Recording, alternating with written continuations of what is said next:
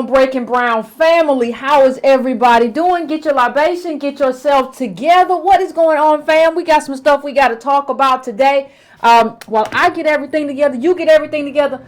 Please, please, please do what you got to do. Hey, what's going on, family? Y'all lit already in the chat. Listen, we got some stuff we got to talk about, and we got to talk about what's going on in politics, and that includes everybody. Like, you can't have it and just be like, well, we're not going to talk about so-and-so today. We're not going to talk about Leroy, because I know Leroy. Okay? We got to talk about everything and everybody because it affects everything and everyone. And everyone is everyone and everything is everything. So let's get to it. Let's do some business first, fam. You can please like this video. Please subscribe. We're going to talk about something in a minute. Because somebody said something and we got to talk about it. That we're almost at 50, Breaking Brown fam. We're almost at 50,000 subscribers. Pat yourself on the back. And we got to talk about what that means. And we got to talk about what that means in this political space. And we got to talk about other people who are in this political space right now and what's required of them. Right? This is something that we have to do. It's just necessary. So please subscribe. Please, you can go to patreon.com/ycarnell and you can also donate there. You can go to donatebrown.com. You can go to breakingbrown.com and make a monthly donation or a one-time donation. Also, you can go look at the description of any video, and you can subscribe to my newsletter, which is $2 a month if you are so inclined. But right now, it is free for you to like this video. It is free for you to subscribe if you have not. It is free for you to hit that bell if you have not hit the bell, so that you get notifications. So, and I hope you all have already gotten your libations together because we're gonna talk about it. I saw somebody in the chat say something, and I was already gonna have a conversation about it. So it was a great kind of intro. Somebody said Yvette's almost at 50 because I watched the chat. When I hit the music, I watched the chat. And so I wanted to kind of talk about the importance of that and the importance of how we've done it. Like, what we've done in Breaking Brown family, people say, Yvette, you're only at 50. Yeah, that's because I grow organically. I'm not buying any subscribers. Like, I don't buy anything. I'm not going to go and buy 200,000 subs. So it looks like I'm something that I'm not, because this is about authenticity. So it really means something that we're at 50 or almost at 50, and maybe we'll have a 50,000 party when we finally hit that mark. I think we should. And maybe that'll be an all call-in show where we talk about what we've done, what we learned, all kind of stuff like that. But I think we should. But let me just say something. One of the things that we don't do, fam, is, and we don't do this as a community, it's not just Breaking Brown family, like we do it more than others. But one of the things that we don't do is we don't count our wins and count other people's like losses. Like when other people take an L, we don't even look at that. And so what I want to do is, first of all, is take a moment and count like our wins. That's what I want to do. And so when you look at the the controversy, when you look at what happens, in terms of how we did this with Cynthia Erivo. We did all of this without selling Herbalife. We're not selling y'all belly button, get your waistline down, slimmers. We're not doing any of that. We're doing a political show, and we're at 50,000, and we're changing the narrative. And we're not doing this as a person. It's not Yvette. It's not just Antonio. We are at the forefront of it, but this is about the Breaking Brown and Tone Talks family. This is about what we're doing together. So when you look at how we, understand that the articles that you read recently, nobody was talking about, this was the essence, it was the root, and they were talking about, Cynthia Erivo and whether or not she's not a descendant of slaves. You hadn't heard anything about being a descendant of slave before that. And it's fine that a lot of y'all don't want to mention my name. We get our name mentioned some places and not other places. Some outlets not. And that's fine because I don't have an ego. So I don't care. Be nice if you say the Breaking Brown family or something. But that's fine. I don't care. The point is we know. That we have moved this conversation. Understand that we are at less than 50,000. subscribers here. I think Antonio has 30 some odd thousand subscribers. Understand, and I'm sure a lot of those overlap. Understand that with that number, we have changed the conversation in terms of black politics, because nobody was talking about whether or not these people could play roles, whether or not, they were us. What does the designation of American descendants of slaves means? Nobody was talking about the cost. Nobody was talking about who bore the cost and who eat the fruit. This conversation is us. It's nobody else. And I appreciate some people who, regardless of how I feel about other stuff, right?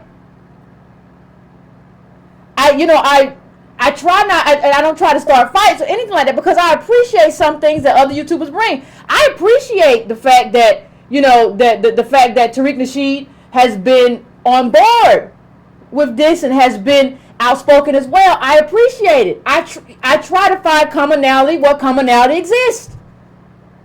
Now, it's not the same position as ours, because mine is not just about the friendship that they have, that Lovey has with Cynthia. It's not the same thing. But I find commonality where I can.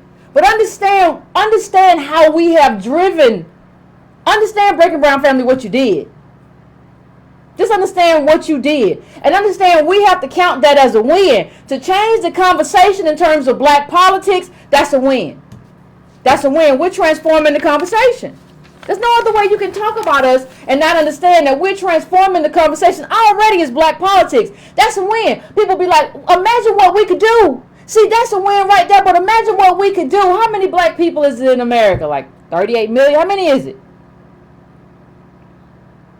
How many is it? Imagine, this is what we did with less than 50,000. Imagine what we did if we had a critical mass. Remember what I told you? We don't need everybody. We just need a critical mass. We need a critical mass. That's it. And this is what we've done. Let me tell you, Breaking Brown family, we are a sleeping giant as a community. We are a sleeping giant. People say, well, they're never going to do that. Listen, we have moved the conversation as us. What do you think? What are you thinking? That we can't do it. Now, that's a win. Now, see, and when I talk about how we talk, part of the reason that we were able to change the conversation and that we were able to do that, and it wasn't even, we got some loud people on Twitter, including me, and we got, come on, that's what it took. That's what it took for us to explain that, no, it wasn't just Lovey making a misstep. It's us being shut out of what we built. And we made that case in a way that other people weren't able to make that case. Now, see, that brings me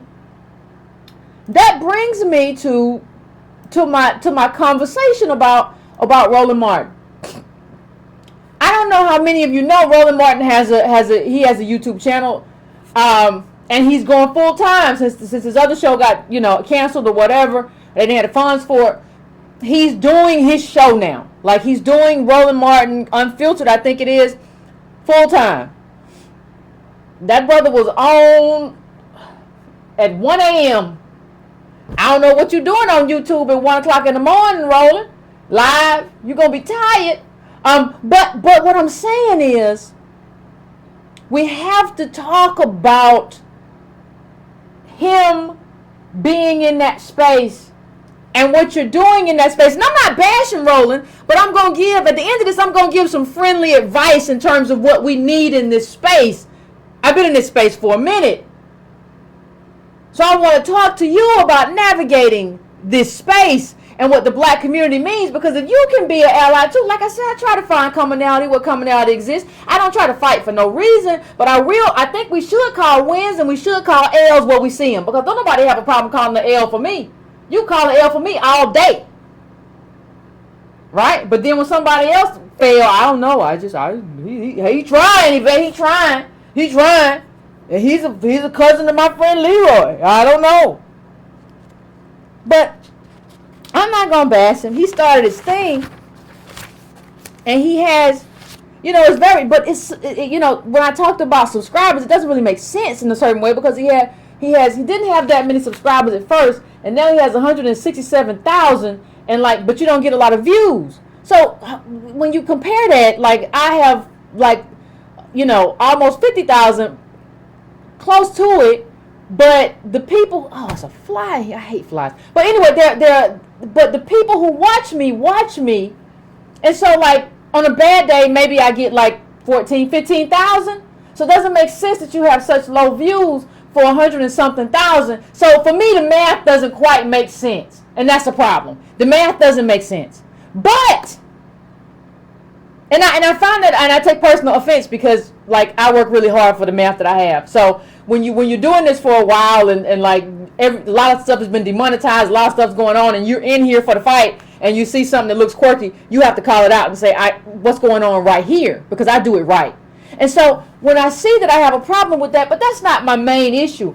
My main issue, and what I'm telling you, is that when you look at Roland Martin's numbers, see, a lot of y'all have been telling me a lot of stuff. I remember when Roland Martin had his TV One show, all that stuff. A lot of people were telling me, well, Yvette, you should try to get on Roland's show. People tell me, well, Yvette, you should try to get on the Breakfast Club. Why don't you try to get on the Breakfast Club? Why don't you try to get on some of these shows and increase your following? Well, what this shows you, what this demonstrates to you and to all of us is that stuff don't matter no way. Listen, it doesn't matter. People will tell me, well, Roland will improve over time and grow. No. That's not the point. This is a man who was at CNN. This is a man who was on the only black network with a TV show. We know he has far more name recognition, right? You should come out the box popping. If that mattered, if the stuff that y'all say mattered in terms of how people pop and what makes them, whatever, then it should have worked.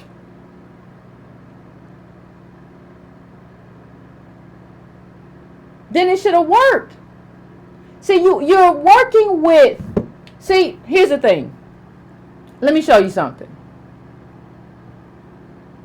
The biggest, when we go back to this image, if you go through Roland Martin's page, this is the highlighted image, 474,000. This is his going away day.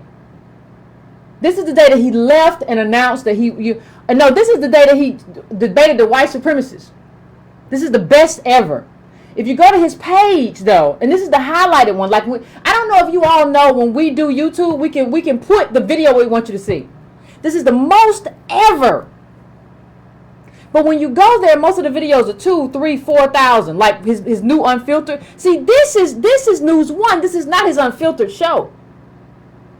This was backed by News One, which has a video, all of that stuff, has News One print. They were doing the show. This is a News One video. Now now he's doing something different. Now he has his own show. But he still has this News One video up for a reason. Because it still got that 474,000.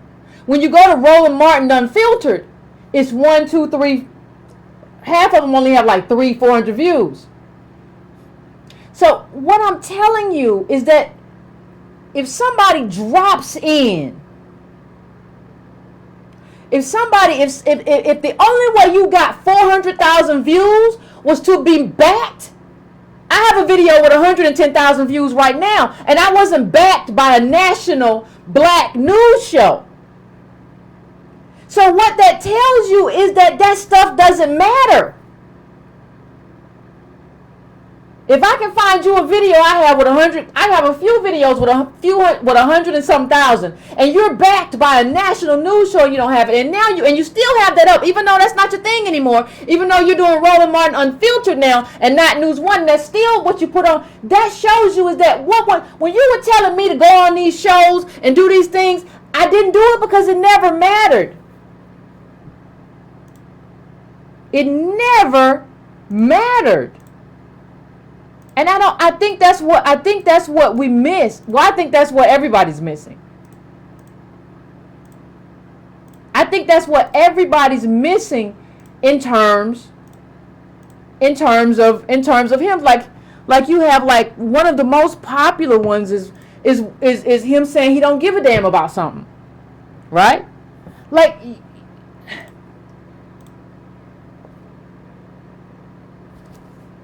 you have to understand.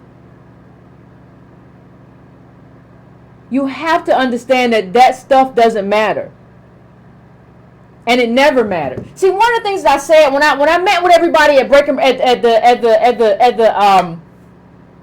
when I met with everyone at the Angela Project, one of the things we talked about is how you have to come in the door. You can't come in the door like, well, I work for MSNBC, or I work for CBS, or I work for CNN. Like, that's not how any of this works anymore. None of it works how we think it works. Like, this is what we're looking at now. You did all of that, and like, this video has 285 views. It doesn't matter what you did anymore. It doesn't matter. Like, you can't get validation. You don't get validation anymore. 285 views, and I clipped this before I came on. You don't get validation from the black community anymore by working for these white outlets. That's not how it works anymore. The game has changed.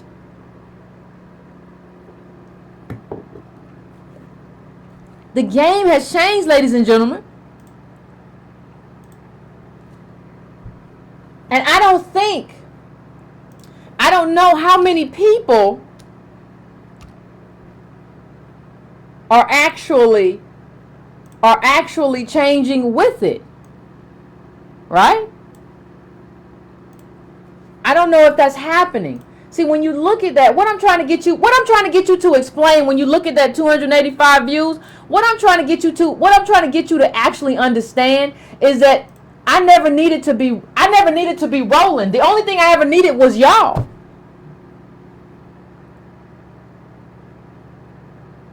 Understand that the video that you're looking at right now has 10 likes. 10. Understand that. 10 likes. See, you thought Roland was popular, but he wasn't popular. You just thought he was popular and had a following because you saw him a lot. You saw him a lot. And so you thought he was big, but he wasn't big. He was just somebody that you saw a lot. I don't need to be him. I just need the people in this chat, and I just need to grow this. I don't need to be him, and I never needed that. Honestly, when you think about it, like Roland Martin, he should come on Breaking Brown. Like, we've been thinking about this thing all wrong. So,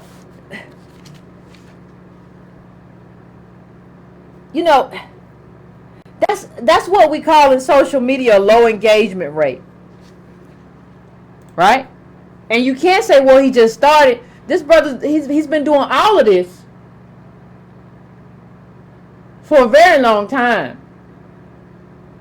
And everybody's seen him on TV for a very long time. What that means is that you've just been kind of validated. You were validated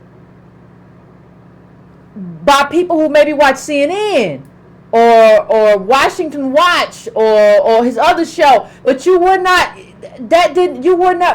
validated by us, and that's going to be a whole different struggle. Now I'm going to help you with that struggle in a minute, because I'm not bashing you. I'm going to help you with that struggle and try to tell you what's necessary and try to tell you what the community needs right now.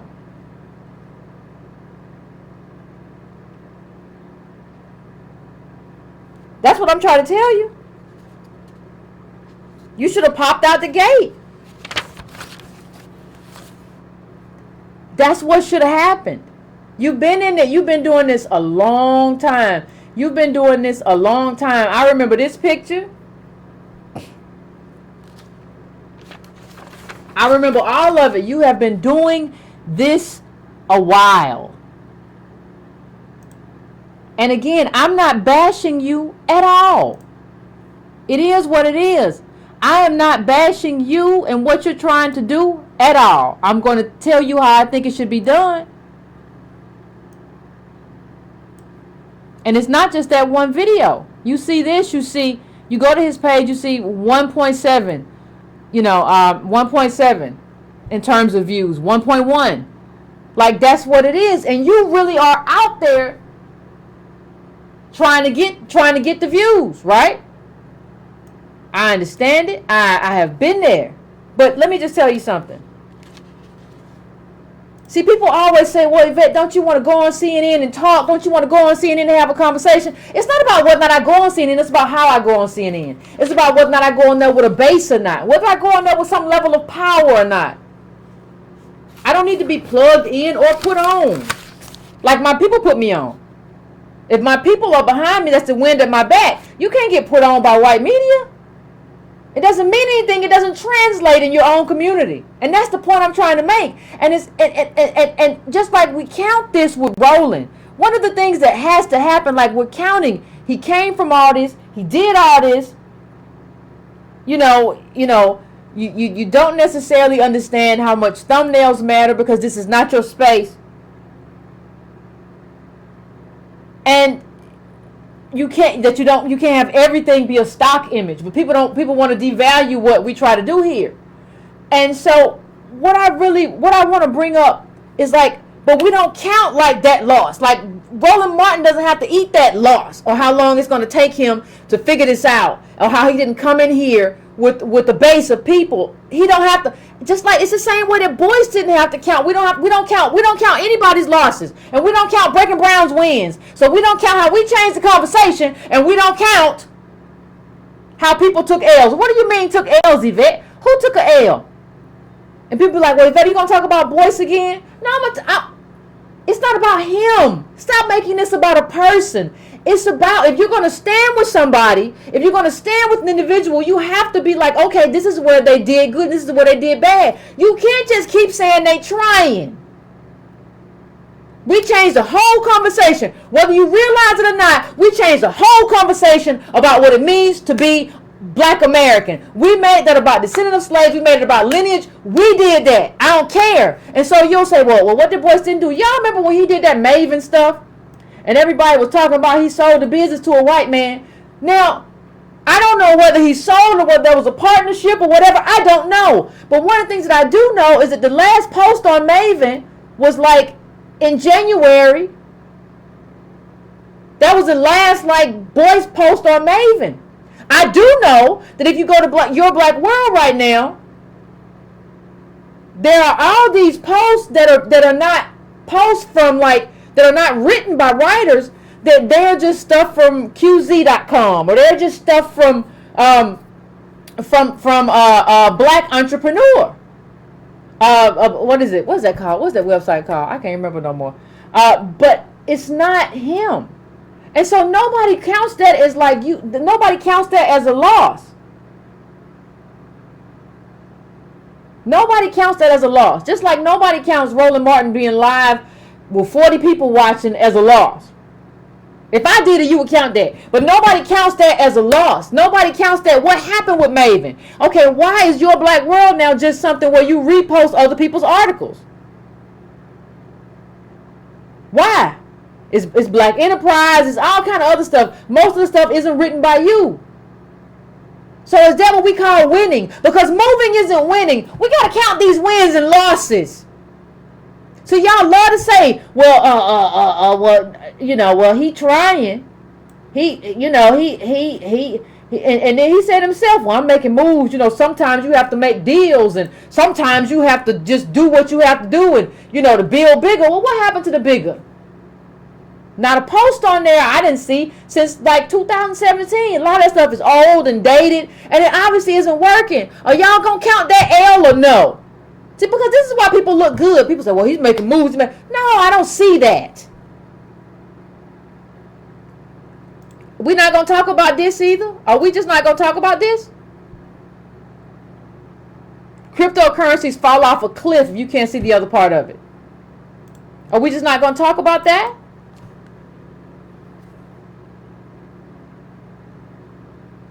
You know, if you're telling me, understand something. This isn't your cousin, Elroy, Leroy, Kevin, Junebug, telling you about business. If you're going to teach me about business, your business has to be successful.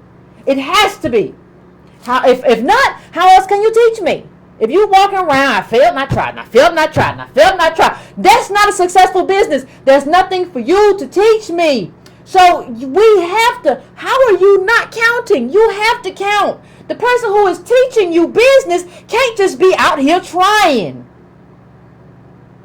Are we going to talk about after Bitcoin boom? After the Bitcoin boom, a lot of people lost all their money. Are we going to talk about that? Or no? We're not going to count that either. We're not going to count how many people, because there were videos that said people are making a bunch of money. People are making a bunch of money off Bitcoin. Negroes, y'all got to get in this and invest for the long haul with no idea. See, let me tell you something.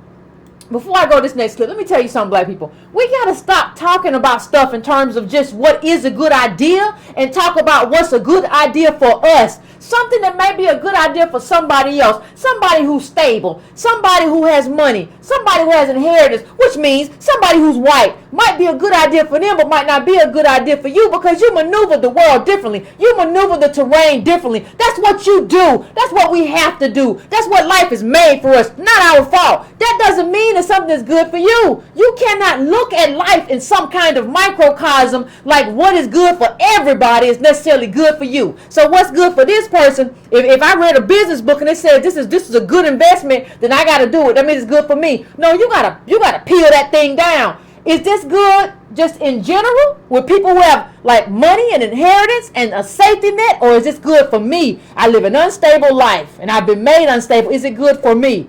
We aren't asking these questions. The people who tell us to invest and how to invest aren't asking these questions. And that man right there ain't even much. He done lost all his money. Look at this right here. Now, 8 months later, the $23,000, this is the little man who you saw, the $23,000 he invested, this from Bloomberg, in several digital tokens is worth about $4,000, and he is clear-headed about what happened. I got too caught up in the fear of missing out and trying to make a quick buck, he said this week. The losses have pretty much ruined me financially. Ruined me financially. Now, how many, we don't deal well as DOS people. We don't deal well with shame. So how many of us have been ruined financially because the go, you got to get in. We're going to teach class. We're going to take class. You got to get in now. Go.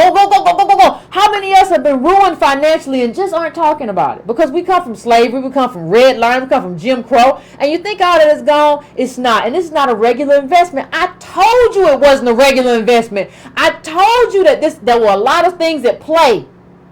From how states were going to deal with it, how it was going to be regulated. But everybody told me, Yvette, you're being negative. What's wrong with you? You're always so negative. Well, now everything comes to pass. I'm not going to mention any names, but I even had some of y'all in my inbox. Yeah, you're right, Yvette. I done messed up. You damn skipper you have. Who told you to do that? You may not never get that money back. And if you do, it might be a very long time. Listen. The guy who I put up, the chart, this quote, understand that losing 20,000 isn't what ruined him.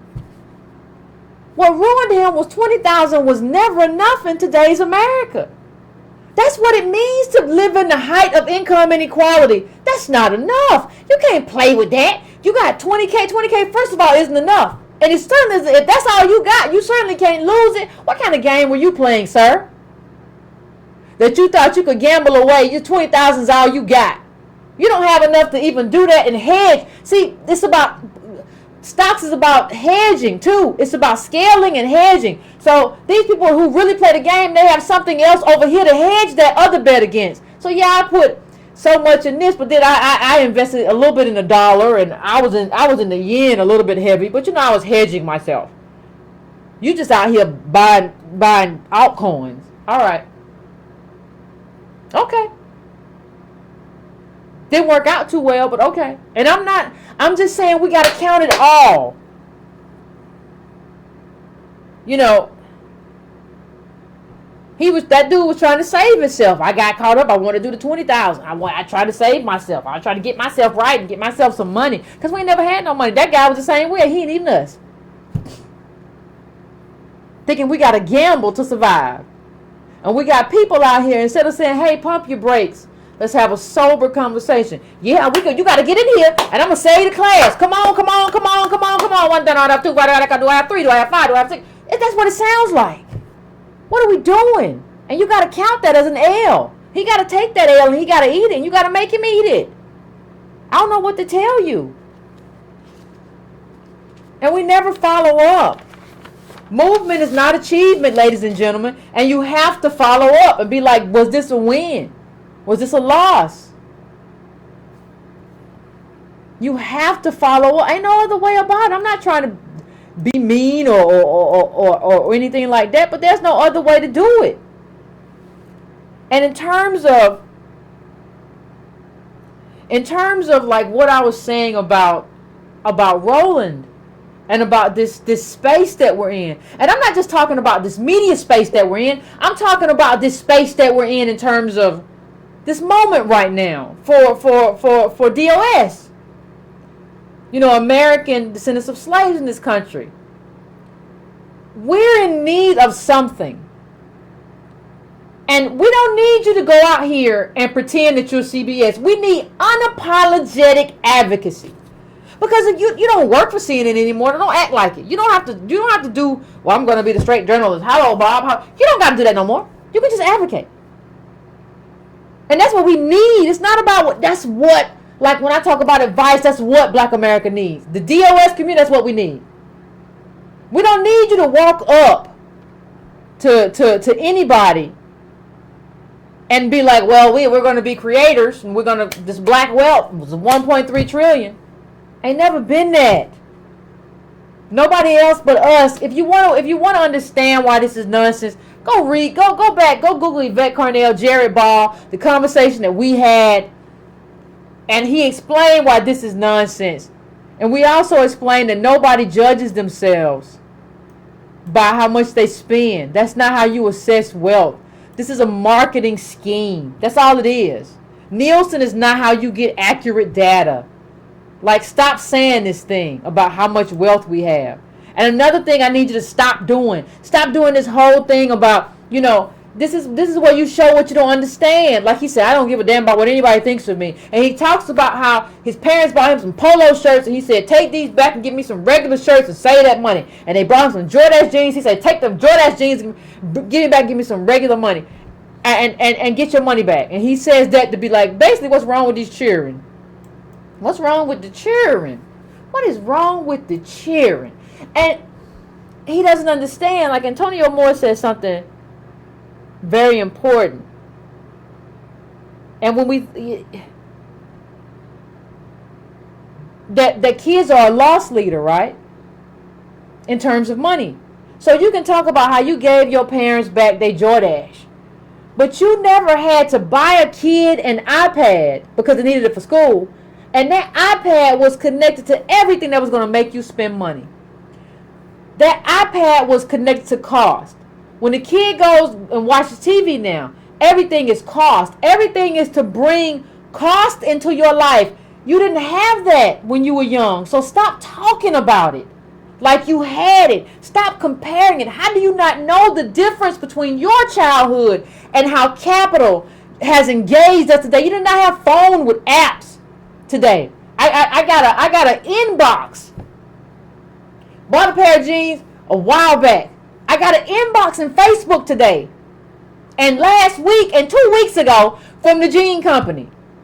It's been for like 3 months. I've been getting inboxes from the jean company. Hello, Yvette. You know those jeans you bought 6 months ago? We have a new one. It's just distressed. It's a distress, but it's just like the one you liked before. And guess what, Yvette? We have a shirt that goes perfect with those jeans. Here's the outfit. You might like it.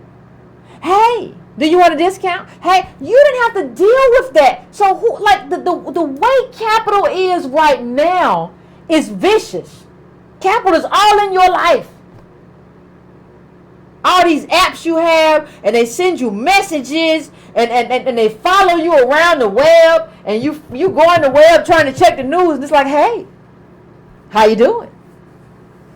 You still want some hush puppies? You want some, what you want? You want some Pumas?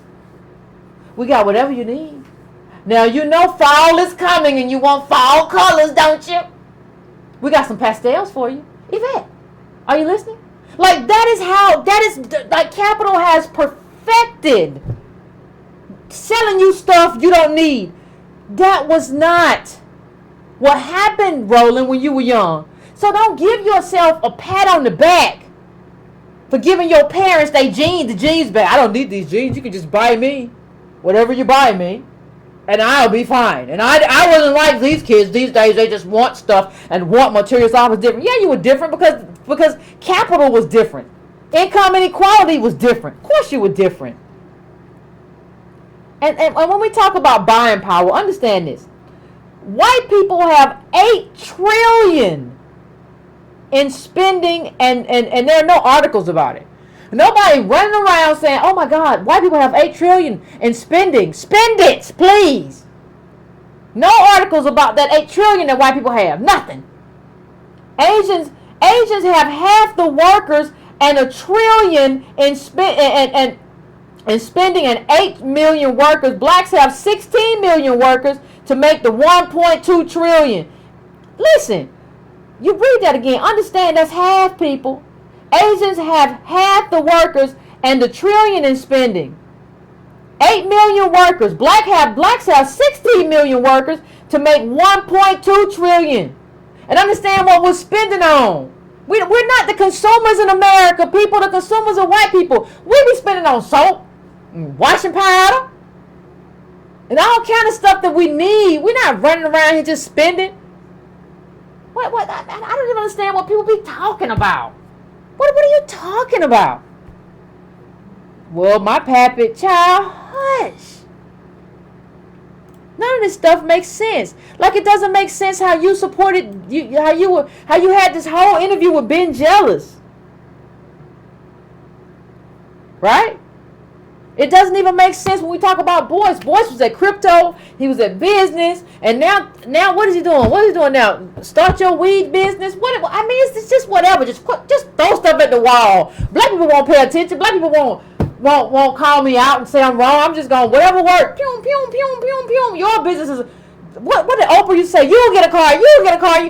Boy says you'll get a business. You'll get a business. You'll get a business. All right, don't nobody follow up though. When people go bankrupt, don't nobody got to say nothing. Don't nobody got to say nothing. Well, I don't know. I guess it was my fault. He gave me the tools. I don't know. Maybe I make a mistake. So even like you see when you see Ben Jealous now, one of the things that's very interesting is that what is this? Like, see, the thing is, well, if you're not backed, like, right, if you don't have to worry about CNN or anybody on your back, you gotta ask, like, what are you doing? Why do you want, for all you don't know, Ben Jealous is trying to become governor of Maryland.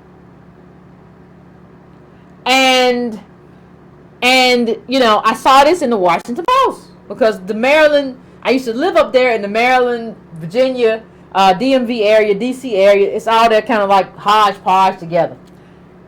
And like he's talking about, well, free college for dreamers. Well, if you in the black media space, do you ask, what about us? Because the only thing I heard from Ben Jealous was like a throwaway line. Some kind of throwaway line about, we're going to pay for all this by ending mass incarceration. All right, little Ben Jealous. And now understand something else. Please understand something else. when you talk about it, understand that this is the black population in Maryland, right? So I'm gonna just round up just because it's easy for me to talk. So I say 30%. Understand that the Hispanic population is smaller, right? Got look like 9%. Okay, understand something. This is citizen versus non-citizen. Is nobody going to ask the question why this is your advocacy? Is nobody going to ask the question? Because, Roland, if you're going to be in this space, you're just going to need to advocate for us. You can't just be going, well, what are you going to do about, you're not making I hear that, how's your fundraising going? How's your fundraising? All right.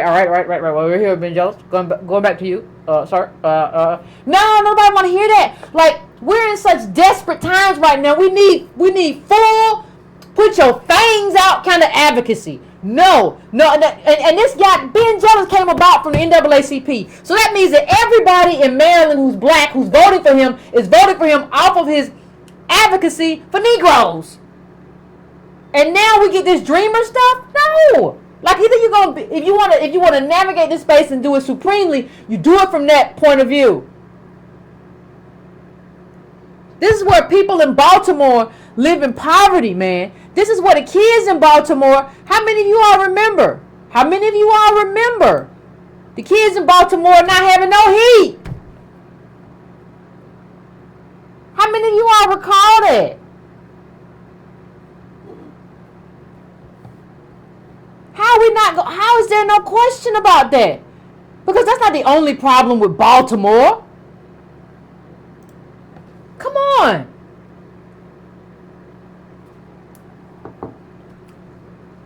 You just want him to get elected. And understand that that's part of the problem. Like, we're so desirous of getting people elected that we don't understand. By the time they got elected, they've made so many concessions that they ain't worth nothing no more. By the time you get elected, you done so much stuff and say, well, yeah, you right too. And I'm gonna pass out this, I'm gonna pass out that. So by the time I call it victory by 1,000 cuts. Victory by 1,000 cuts. Because by the time you get to election day, you done about bled out. You ain't no use to me or any other DOS person. And people be like, well, he got to get elected. Well, you shouldn't be there then. If you got to sell us all the way out to get elected, then I don't need you there. What's the point? I don't understand. No, that doesn't mean you have to be mean to people. That doesn't mean you don't say that you're going to care for and meet the needs of everybody else. But it's funny. Like, even when we talk about the numbers, like, yeah, I brought the numbers up to show population, but even if they weren't, like, if somebody was being anti-Semitic, we would just be clear. They would say, well, you're not going to be anti-Semitic, and we're not going to tolerate that here. They wouldn't check the map to see how many Jewish people in the community. They would just say, this is wrong, and this is right. And there's a lot of stuff for us that we need that's right. And like, nobody wants to give it to us. Even the people who are supposed to advocate for us won't advocate. And that's part of the reason it doesn't happen. Because nobody has consistently advocated for us day in and day out. So like white America doesn't even hear it all the time. It's like they only hear it in like when they read certain stuff online. But y'all aren't here like making it make sense. So they be like, okay, you have to advocate. Like, it has to be like a drum beat. It can't be like, well, I said that. Remember that one time we was at that cocktail party and I had that shrimp and you had that crab cake and then I said what I said and you said, I told her that we need X, Y, Z. No, it has to be a drum beat. And either you're courageous enough to do that all the time or you're not. But that's what we need. If you're not at CNN anymore, don't need to act like you're at CNN anymore. Just act like, just do. Just be. I don't know how best to put it. It doesn't, so much stuff doesn't make sense. Don't make yourself a worthless politician. Don't make yourself a worthless politician. That's not a good thing. That's not a good thing to be. That's not a good thing to have. None of that. It just isn't. It's funny. It's still funny to me that like Martin Luther King Jr. gave the I Have a Dream speech and he was talking about, DOS and Black America. But the people who are considered dreamers are like people who are here illegally. That's wild. But, you know, even in terms of how we think about everything, there's just, the only way I can explain it is that there's just so much wrong. How? What's the problem? There's so much wrong in terms of like we honestly don't feel like somebody should do like honest advocacy for us. Like, well, he just gotta let him get elected and we'll see what happens. Well, we saw what happened. That Obama happened. And look at this. Like, this is secure in the bag, right? Secure in the bag. And you know what this is? It looks like something that it probably ain't. But this is like the secure in the bag. Roland Martin, get the bag. Politicians and what we, and it's like, but he, like, what you see is like this is the Congressional Black Caucus women, whatever. And I saw this and somebody sent it to me and I'm thinking to myself, why is Congresswoman Yvette Clarke talking about securing the bag? Like, wasn't it Roland Martin who went off on Real Housewives of Atlanta for being ghetto and he don't stand for all that? Well, why are we not talking about what the bag means? Why is that not a conversation? Do we not understand what the bag means in terms of drugs? I'm just asking a question. Because if you're going to do it that way, if you're going to be, let me bring this up because it's necessary. Let me just bring this up. This is what the bag looks like. This is what the bag looks like. The bag has always been a duffel bag full of money. That's what the bag is. The bag ain't never been nothing other than that. But you're going to secure the bag and Roland, you're not going to say nothing? Here's another bag. This is drug money. That's what we're talking. Let me bring the bag in closer. This is the bag. The first song I heard about securing the bag was like a Gucci Man song. What? He out of jail. That's what I heard.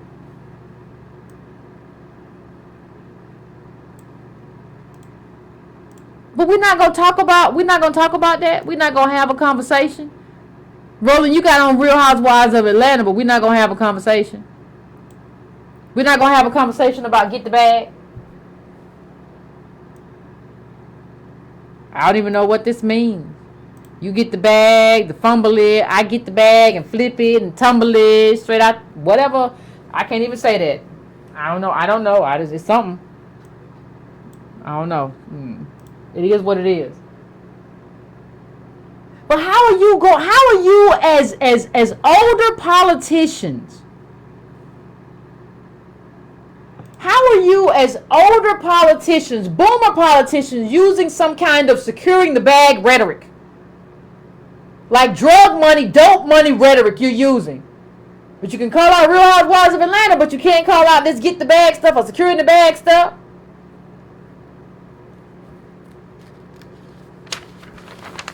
Why? How? I don't even understand. I don't understand what is happening. And let me pull up one more. I would rather not, but I have to. There's been a lot going on, a lot of articles out here. Let me tell you another thing. If you want to make it, this was an article that came out. It's about black women entrepreneurs, and the securing the bag thing was about black women too. And there was a lot of stuff said about black women entrepreneurs, a lot of stuff that was taken from Nielsen, which didn't make any sense. Because that's not where you go to get accurate data. Right? So that didn't make any sense. But you realize something when you start reading this, article. You realize that there's something very nefarious going on. Like read this right here. Let me see if I can get this up.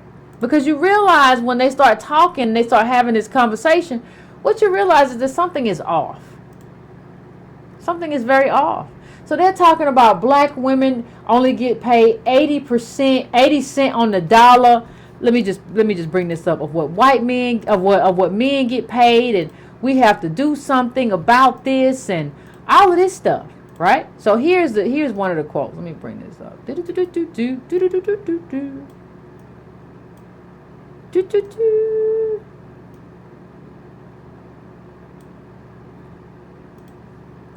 And that's a secure in the bag quote. We don't want that one. We don't want that one. But look at this. Hold on.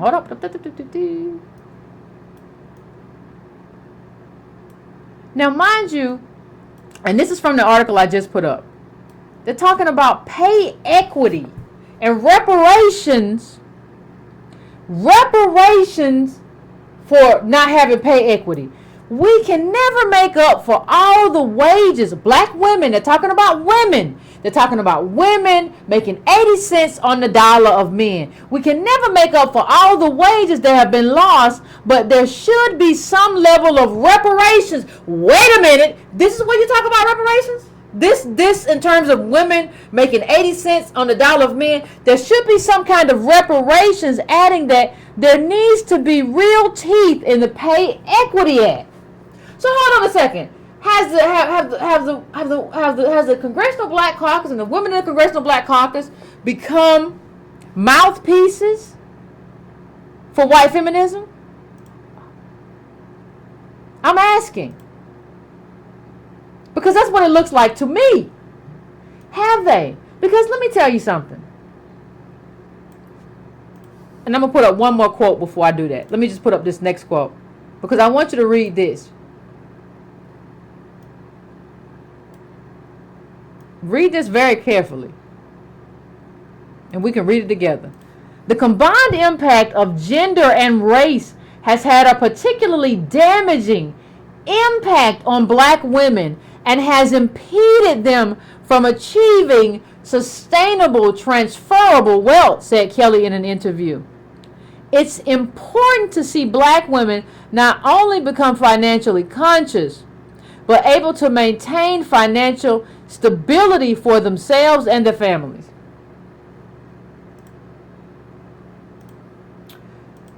Let me talk about it for a second.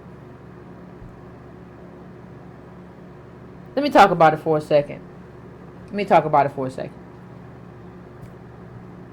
Black people, let me help you understand something. I want to help you understand something that is very, very, very important. And this is all, you can go look at this article. I want to make sure you all, have it.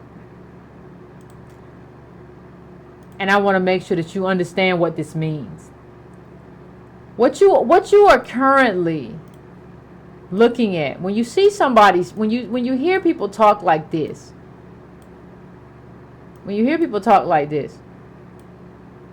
you begin to understand what it means. She says, Kelly said women continue to earn just 80 cents for every dollar a man earns. For black women, the gap is even larger. Black women who work full-time, year-round, are typically paid 63 cents on the dollar, she said, adding over a 40-year career that translates into $1 million in lost income. I don't know who's doing the data, child, but y'all having some real problems. Let me just stick this up here 1 second and come back to you. Listen, black people. American DOS, not just black. What she is actually encouraging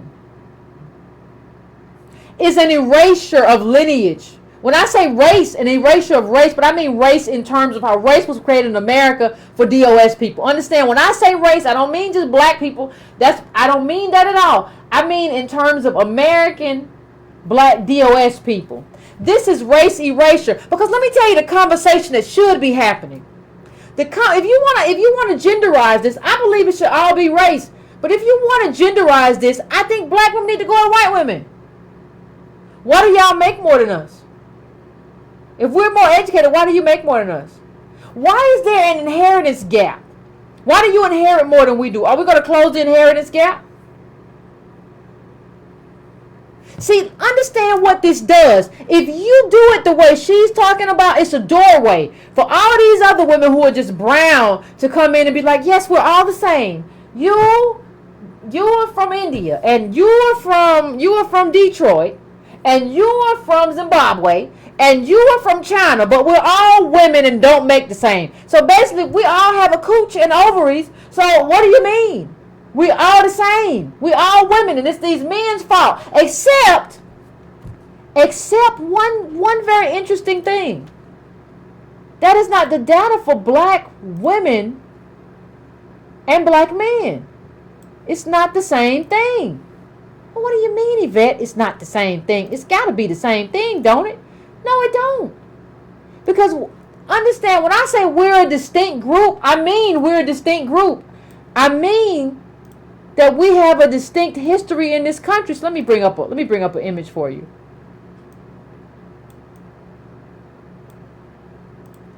One of the highest incarceration rates we've ever seen was during apartheid in South Africa.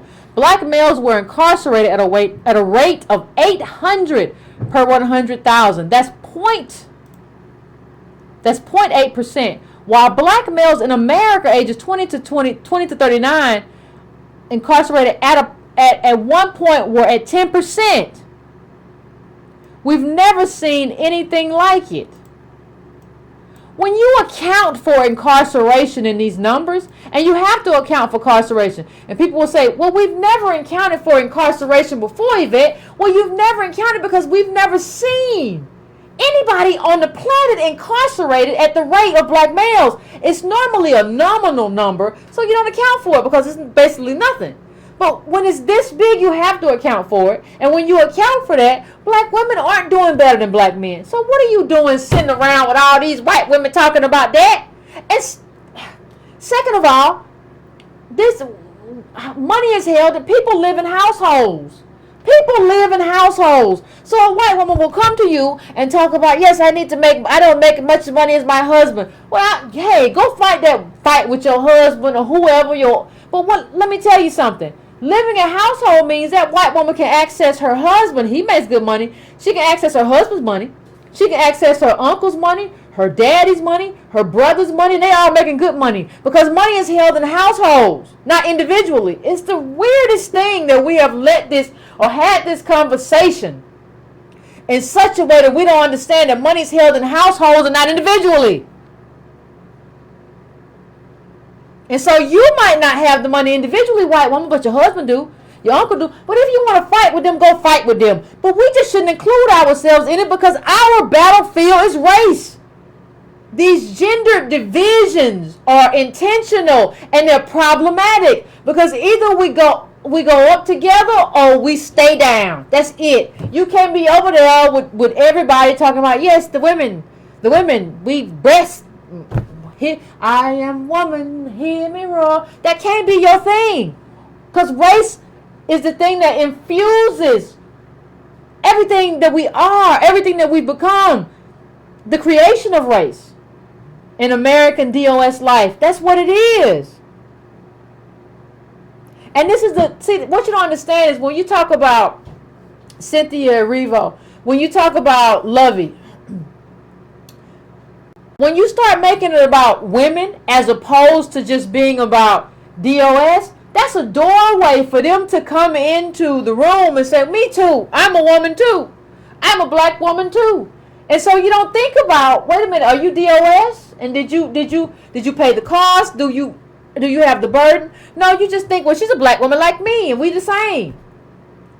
That's what happens when you make it about gender and not about race. It's all about race. So I don't know what the CBC is doing by making it not about race, but that's what it is.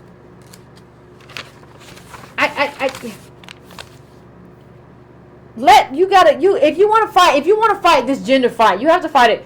You have to fight it with white women. You just have to fight. That's how you do. You don't live with these white women. You live with another DOS man. More than likely. So what are you doing? Like, what are you doing? What kind of game is this? And what kind of division are they bringing about in our community? And why are we allowing them to do it? I really do want to understand why we never, do that. Do what we need to do. And I want to understand why the Congressional Black Women's Caucus didn't do what they needed to do. The Congressional Black Women's Caucus was talking about feminism. They weren't talking about race. We need you to do that. If not, why are you there? If not, Becky need to be there. If that's not what you're going to do, what you there for? With your bad data from the Nielsen. What are you doing? So anyway, Breaking Brown fam, we're at an hour. So I'm going to put the number up. Give me like 3-4 minutes. Come back. I want to hear what everybody has to say. And we'll get with it. We're going to have we always had a conversation. So of course we're going to have a conversation. All right, fam. Give me a few minutes. I'm going to set the calls up and we'll talk.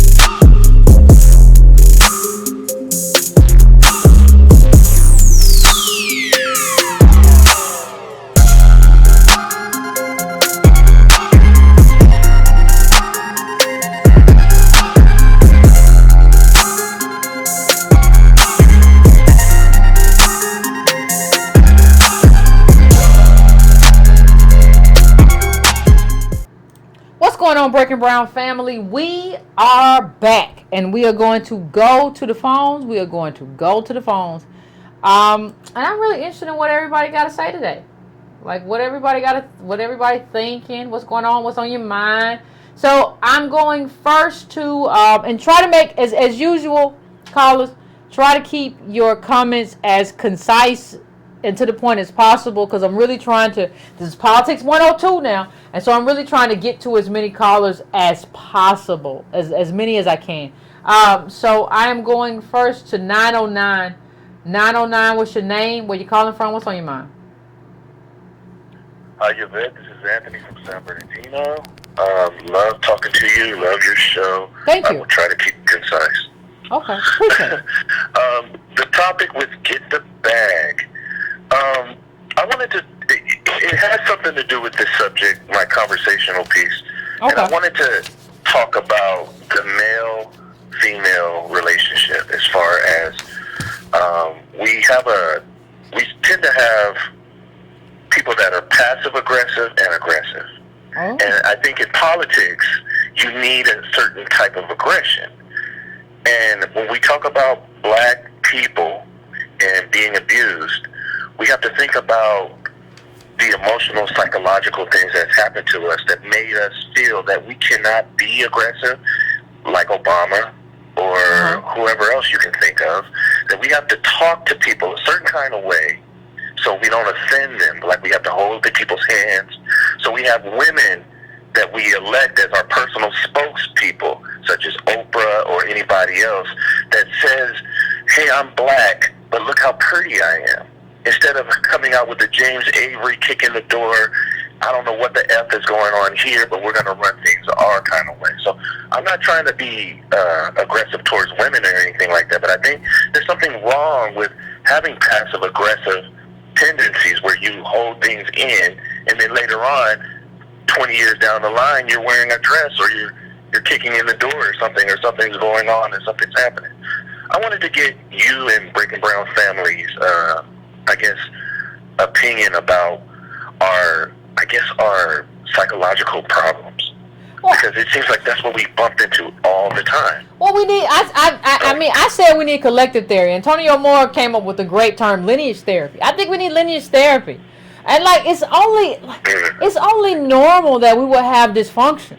Like when you live under the boot of white supremacy, and people were like, well, no, everybody did Yvette. No, everybody wasn't a minority in a majority white country that's the richest country in the world and like sustained 400 years. Never let that boot up, did you? Like that, like nobody else has lived under that and knows what we know, right? And so I think like, you know, if America wanted to do anything, they could be like, no, we're gonna give these people an enormous amount of wealth, and we're gonna give them lineage therapy to like work through the issues that traumatize them and cause dysfunction in them over the years of us just beating the shit out of them. Like, I mean, I think that's what needs to happen. Like when you talk about, you know, the wounds that we have from slavery is just that original sin, right? Like the wounds that we have coming all the way from slavery, Jim Crow, white mobs, people. Imagine going outside and seeing like somebody you know hanging from a tree, and ain't nothing you can do about it. Like they got him and they was wrong and they hung him up, and then they laughing about it, and there's nothing you can do. And you come all the way back.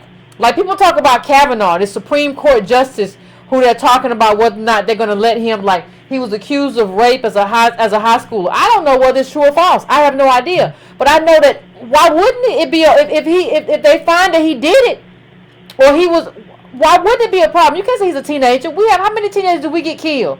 How old was Tamir Rice? Right? So like even so when you look at it, even like these things that like, well, he's just a teenager, but we get slaughtered out. Black men get slaughtered all the time as teenagers. Black women get mistreated. Like what's the name of the woman who allegedly hung herself in jail? Like that. I mean, I don't think people understand how horribly, like when you are treated this horribly. Of course you have dysfunction. It's just normal.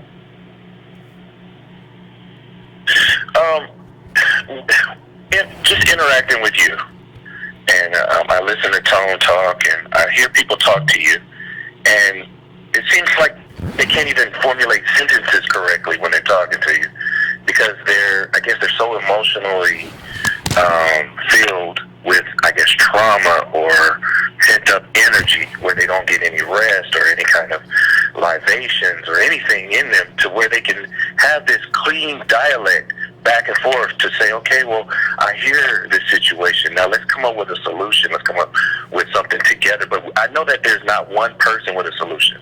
I know this.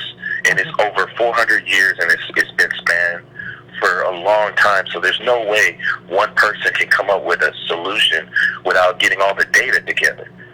But I just wanted to ask, because I laughed one time when you went in on, sorry about your old school. The name of your school was what was the name of your school?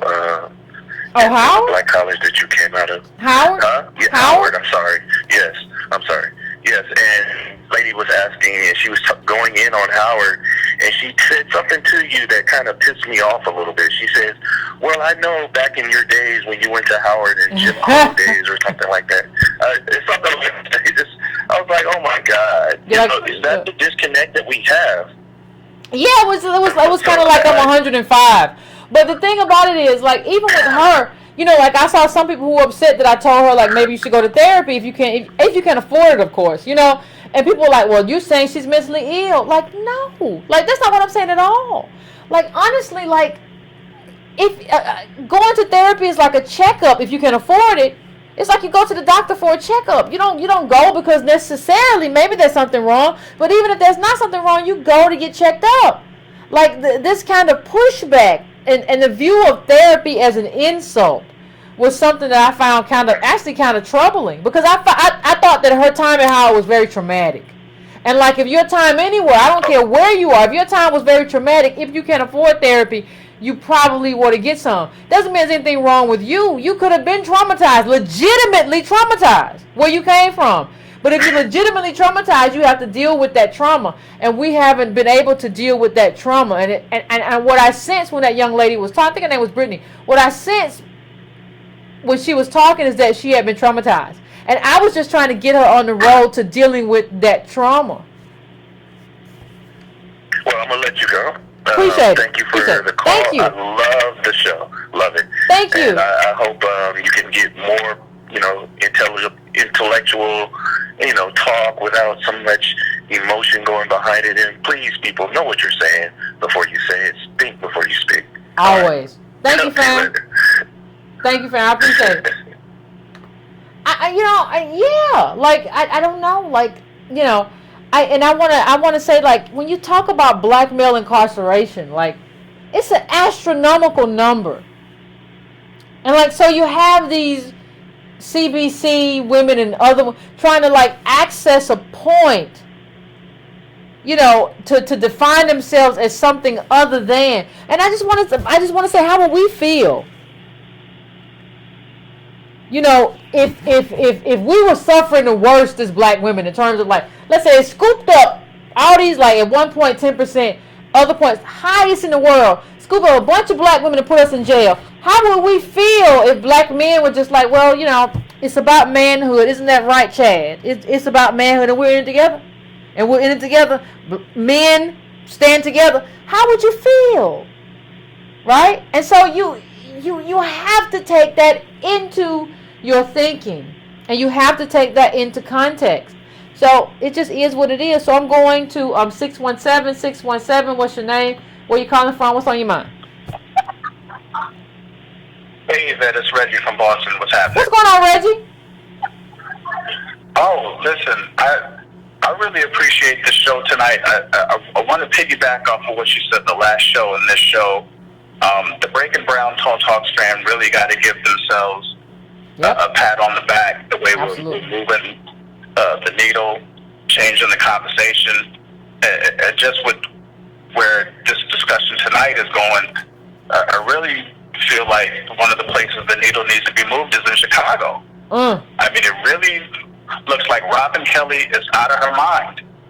Now, for those in the fam who's from Chicago, she's from the 2nd District in Illinois, somewhere like the Chicago suburbs. Now understand that district is 62% African American. So whoever y'all say is your representative, that's who your representative is.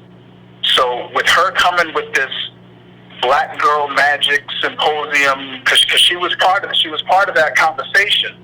So coming with that intersectional framework is just so dangerous. And even though we're critical of intersectionality, even when Kimberly Crenshaw came in the 80s, her intersection was specific with the intersection of blackness and womanhood. And when we're talking about black at that time, it's pretty much DOS, because the wave of immigration we're seeing now, it wasn't happening until the 80s.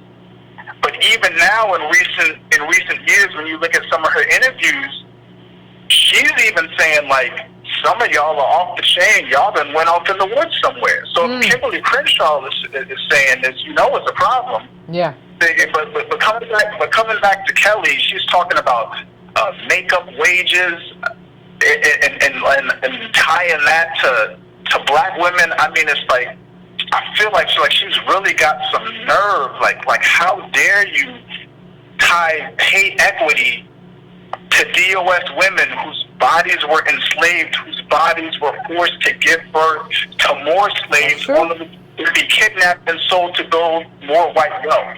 That's true. Like, what are you talking about? Like, the disrespect, the erasure. If you want to talk about that intersection, talk about that intersection.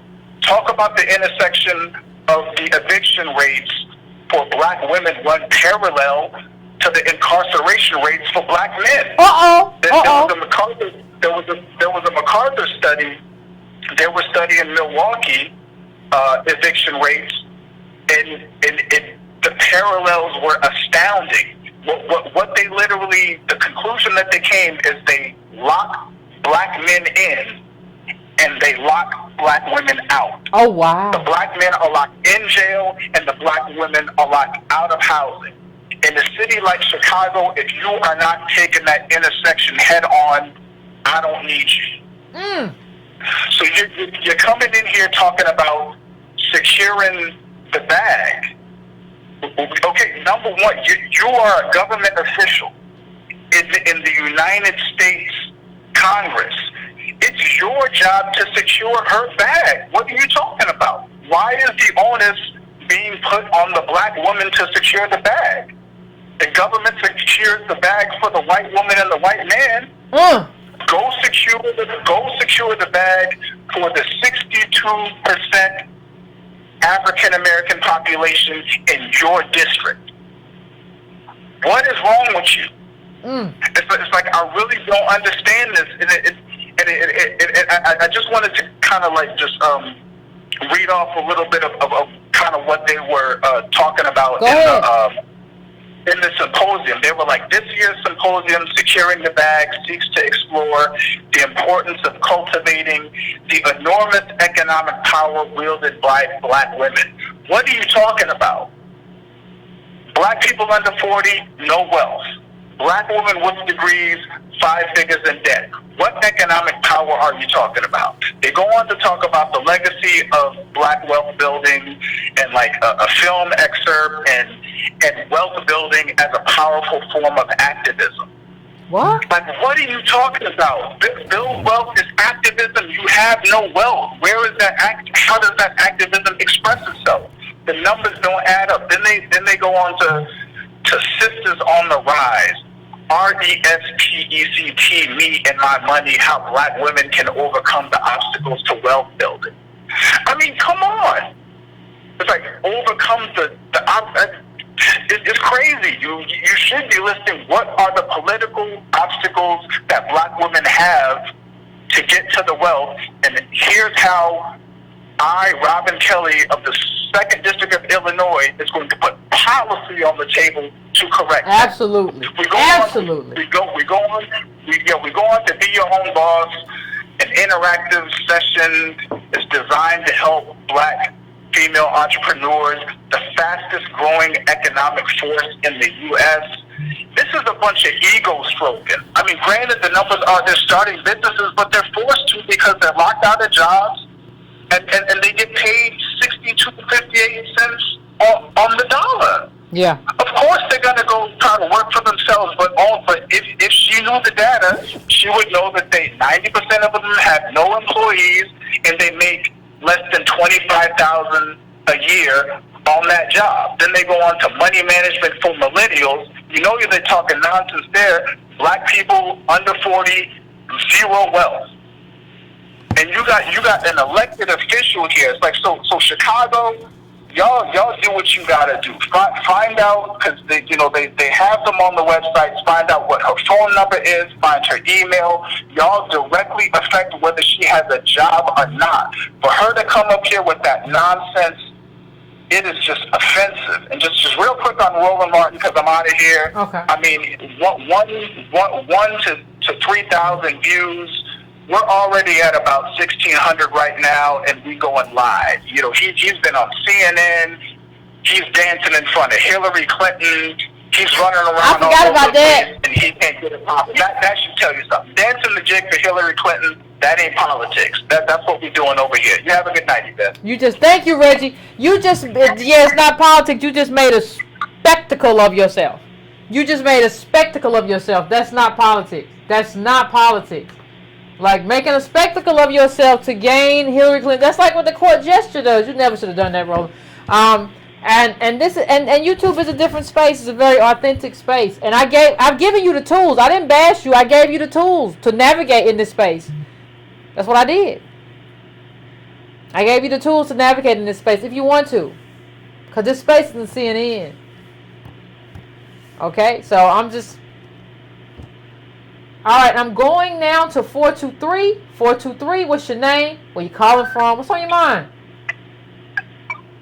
Hey, Yvette. Hey. Yvette, this is Corey from Tennessee.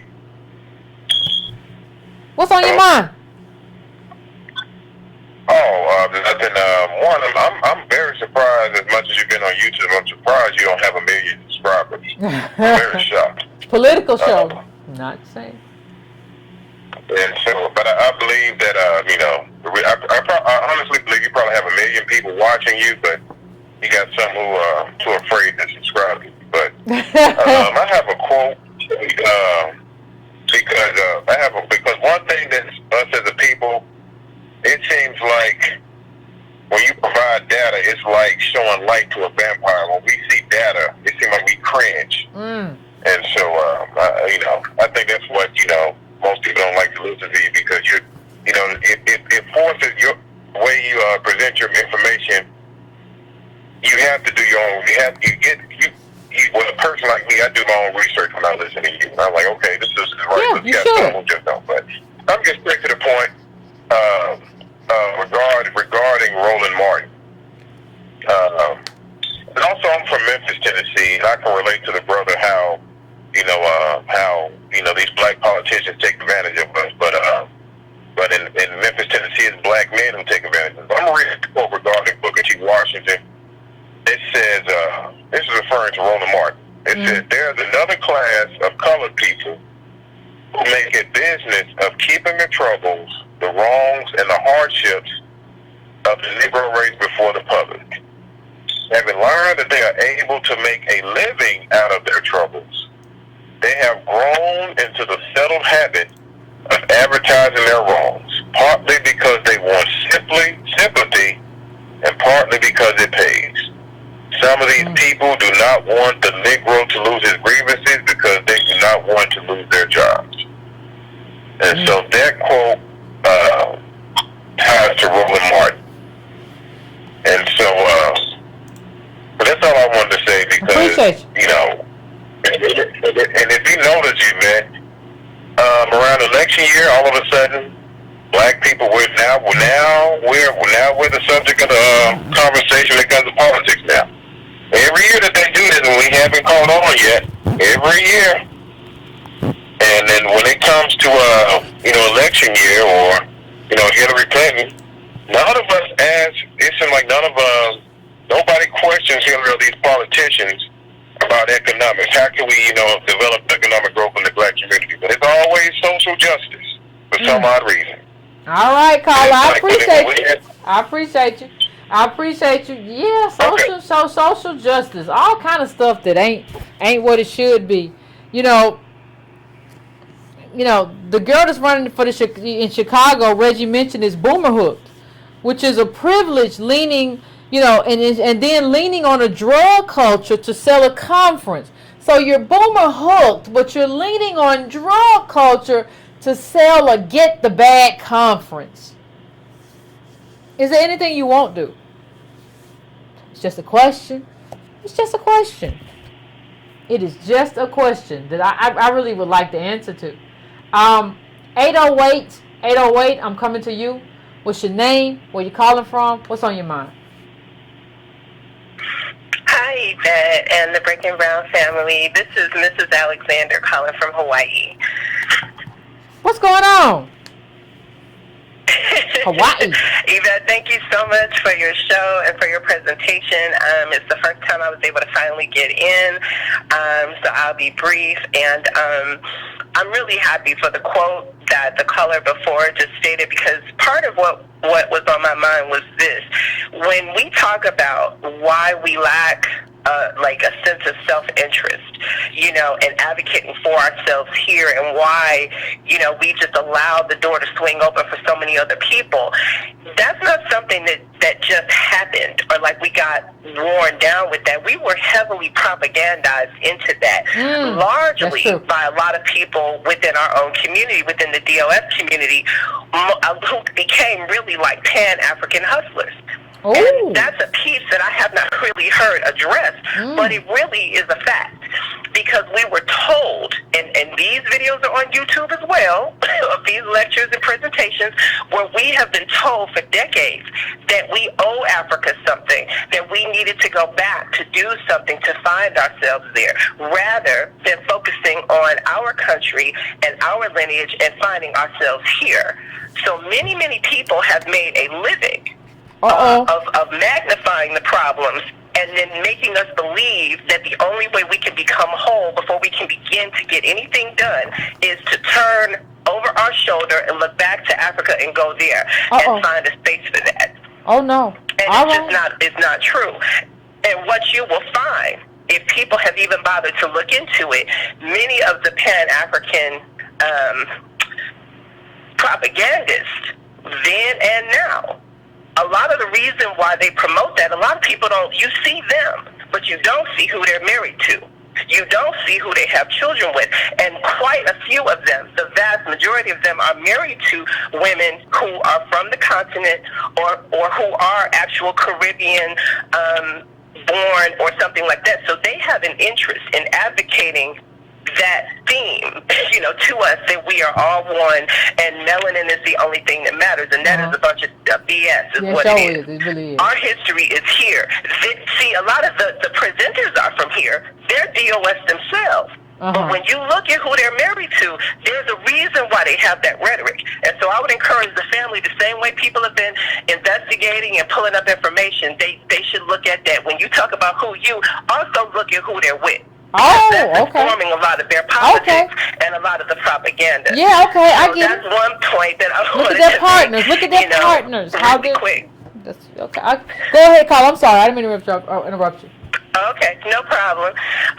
So the last point I wanted to make is that we really should not be wasting a lot of time arguing with people who are not stakeholders in the past, present, or future of American Black people. We're wasting a lot of our time. We need to address people who actually can help our situation, like the politicians, like even Donald Trump. If we're talking about immigration, I saw the Breaking Brown family all over Twitter, talking about immigration and things like that, in the last week. Like, we need to be addressing the people who are rocking with that and seeing what we can do to connect to that. And thirdly, I heard the other day when there was some argument where that one girl you were talking about, Amanda Seals, said that we should not define ourselves by our oppression. That is a straight up lie. I told you I'm from Hawaii. I have lived outside the country in Japan, in Taiwan. I have visited Thailand, Singapore. Everybody defines themselves in those regions by their oppression. Jewish people define themselves by their oppression and assert their unique history and identity. Haitians define themselves by their oppression and assert their unique history. When they talk about fighting and overthrowing, they were being oppressed when they did that. Native Americans define themselves by their oppression and assert their unique history and identity, and so do the Hawaiians, right where I live. They always talk about the kingdom of Hawaii being overthrown. They are always trying to make sure that they retain their cultural identity and their unique history and not let anybody forget what happened. This is also true of the Taiwanese. People are lying when they say that. We should never listen to anybody who says that because everybody does it. Fam, don't Jewish people define themselves by the Holocaust? Yes, they do. They absolutely do. And that's what I'm saying. That everyone who has an understanding of what that means with those boundaries, they define themselves by their oppression and assert their unique history and identity. It is only when we do it that we get shouted down, attacked, and reprimanded and told what we should not do, when everybody in the world who is trying to carve out a space, and it doesn't mean that the suffering is over. Jewish people are still getting attacked. Haitian people are still being mistreated. Native American Indians are suffering. Like this, it's not that it's over. No. It's still happening, but they still do it, and we need to do that as well. I believe that we should be focusing on something similar to what we see happening in Palestine. Not that we should follow their example, and not that they're fighting for us in the United States. By the way, I'm not sure why so many black people are romanticizing that, but we need to have right here in America a boycott, divest, and reparations movement. We need to expose our enemies, and we need to mobilize and move to try to punish them and their backers and supporters, just like we saw this week, you know, with these movie actresses and Lovey and the rest of them. We need to expose them, and we need to make moves to try to punish them or create some type of level of cost for coming like that's that. what you said. You're not going to be able to keep coming for our neck. We need to think about that. We need to do that. And so that's really all I wanted to say, other than the fact that I think that we need a Break and Brown political action committee, and I don't know if you and Tone talked about that, but we you know, we probably should do something, you know, on that level. I know people talk about chapters, and I think we'll all do the best that we can, but I think we really need something specific, you know, I would say make it put in the political action to move. I think we need both. Because what people would come to the pack with would be based on what's going on in their chapters. So I think we need both. I'm not gonna say because I haven't gotten the but I might be christening a chapter soon. Anyway, but I just want to say thank you, fam. That was a great call in. I appreciate it. I mean, that was awesome. Thank you so much. That was phenomenal. Thank you so much. You're welcome. I appreciate you. That was phenomenal.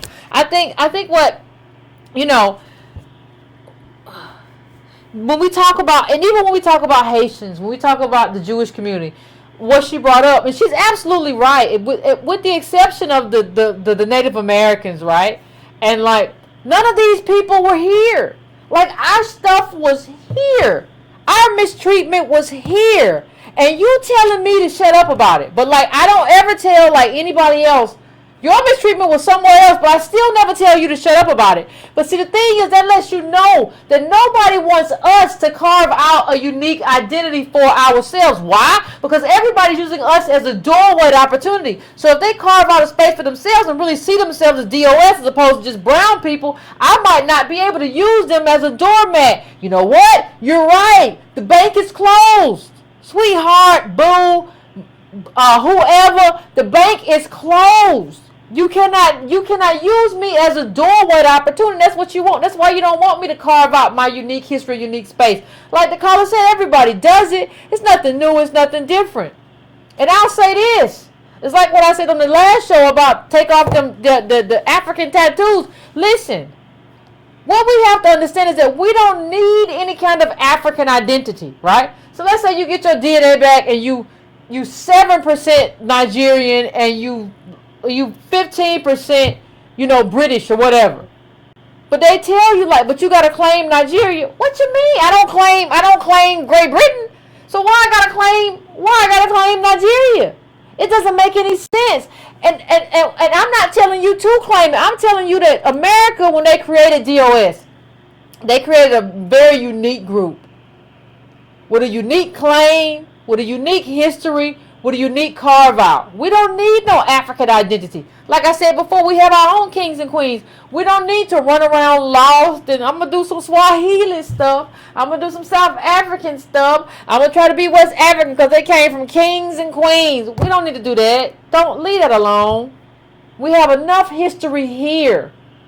And it's so unique and so beautiful. Like, we still here. Can you believe that? Like, if I would have, like, I think if I had been around 300-400 years ago, I'd be like, oh, they're not going to make it. These people ain't playing. They killing them and raping them and doing, they're not going to make it. I wouldn't have even, listen, we here. And like, everything that, like, if you think our history is not enough, just pick up some books.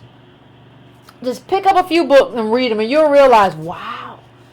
Like, we really don't need anybody else. We really don't need any other identity. We really do have everything we need right here. I never knew.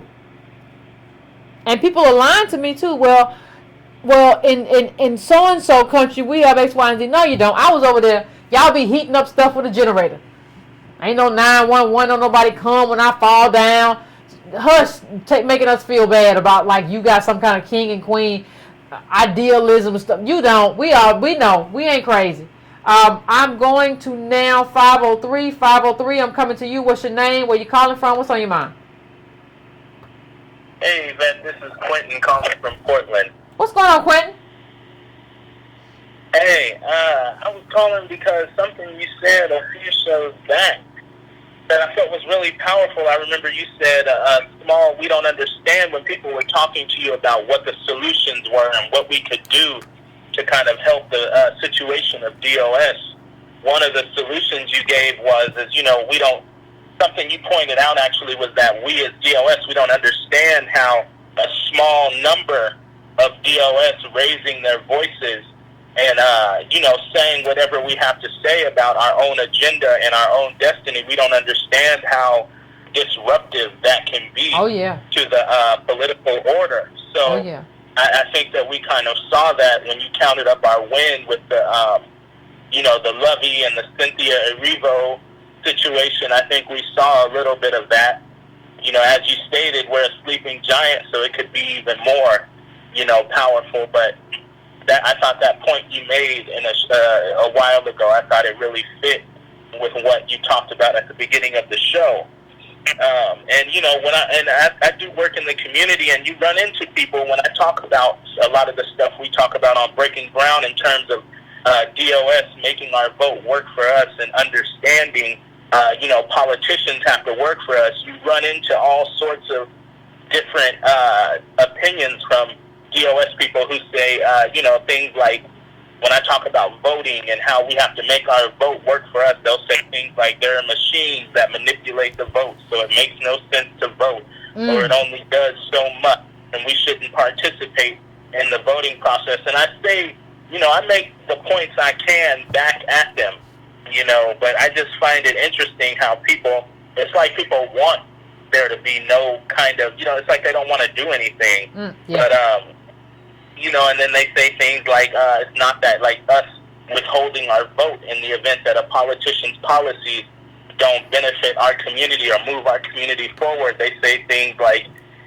that it doesn't matter who you vote for, or you just run into all kinds of excuses as to why we shouldn't get involved in black politics. And I tell them, that's one of the only things that is all we have, really, because we don't, like you said, we don't have the wealth, and we don't have, even our community is so fragmented now. We're a small percentage of the American population, so it's like that's really all we have, like you said, the politics. So I just run into that sometimes, and and then what you were saying earlier. I'm sorry. I said, of course. Yeah, and then what you were saying earlier about you can no longer get validation from the black community by working for large corporations. And it's just like, the righteous black people in the community, they want to work for the community, not for themselves or for a small number of black people or the black bourgeoisie. So, and I just wanted to get your thoughts on, you said earlier, we as DOS community, we need unapologetic advocacy for our issues and what goes on with us, not African people, not people of color. So what about an unapologetic? Do you see there being a space for an unapologetic black politician who's advocating for reparations or, something more in the mass incarceration? Yeah, I think honestly, I think there's an untapped power, and I think that's what my channel has shown, right? Like there's an untapped power that's there for somebody who's willing to unapologetically be like, this is where I stand, and this is who I am, and this is what I stand for. This is the flag that I'm planting. Like there is because we've never it's been so long since we've had anybody who really advocated for us. We got people advocating for all kind of stuff, people of color, all this stuff, and it's a right and righteous position. It's not like we're wrong. We're right. We are right, and the spirit of truth is all the way through us, right? And nobody wants to claim that, and it's just like, why? It's just the truth. It's not. There's nothing like. It's just the truth. I do think there's a lot of unclaimed energy, like and unclaimed. Yeah, like you said earlier about black people are in search of something, and the internet. I think a lot of YouTubers like yourself and some other people have had a huge role in waking. And of course, the police shooting.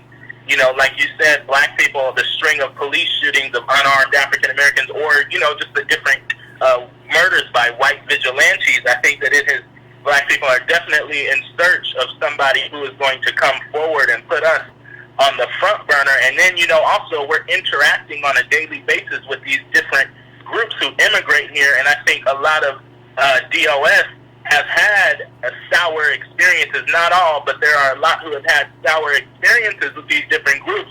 And there's nobody out there aside from yourself and a few others who are really putting that into context and letting us know that we're a distinct group, unlike any other in the United States.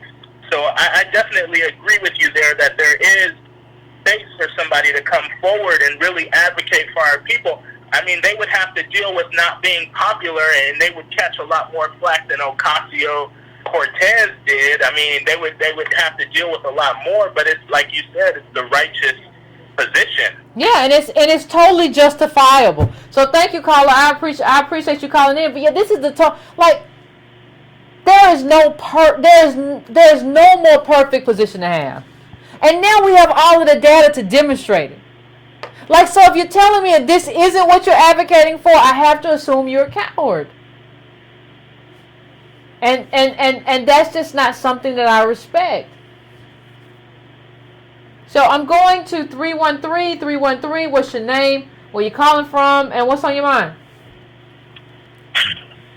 Yeah, this is Vaughn from Detroit. I had to call in because that caller from Hawaii was on point. And because I was looking at where to go on vacation, and I actually came across to go to Virginia, go to Monticello and Washington's Farm.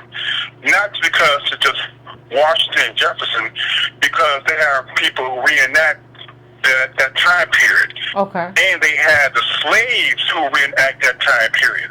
And they tell a story of what they did in those homes, how they interacted with the Jefferson, how they interacted with Washington. But they also tell a story of their wanting their freedom, or how they was working on their freedom. I'm thinking, this is my history. These are my people. This is what I need to know. I mean, it's all fine and dandy what's going on in Africa, but my history is from this part of the world. I need to know, as a descendant of slaves, what their life was like, what their experience was like, and how they grew from that, and what was their aspirations. So that was on point when she was talking about. That's why I'm planning on going down there. And we need to know what we have done in this country. It's just been very complicated. It's not just been slavery and master, but they intertwine with each other. They interact with each other. The slave that Jefferson Davis owned and the Southern White House turned out to be a spy for the Pinkertons, who gave information to Lincoln. Oh, who is her? How come you don't hear about her? Exactly. Yeah, yeah. Lafayette, the French general came over to this country during the Civil War. I mean, the Revolutionary War. He had a guy who was a spy. He was also black, and he gave information on the British. The Continental Army. The Continental Army was 1 in 5 of the soldiers in the army was black. So every fifth person that you saw was a black man. So, I mean, just think about that for a minute. Who are these people who fought for this country, were slaves? They fought the entire 8 years. Who are these men and women, but mainly men? What did they do after slavery? Were they the ones who stayed free for the duration, or were they put back into slavery? And how do you go back into slavery after you already put yourself on hold on 1 second. You're right, Carla, but hold on 1 second. It's not just that we need to know our history to kind of understand who we are and to understand that we don't need an African identity. But if you're going to make a claim on this country, if you're going to make a claim on resources, you have to understand this history.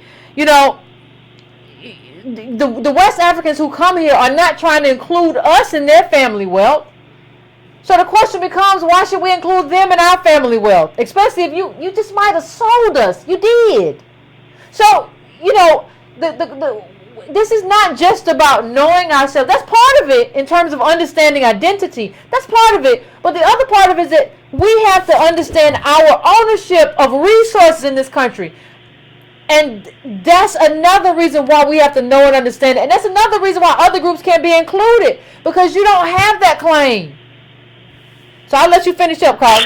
You're absolutely right. Matter of fact, this is what they're really scared about.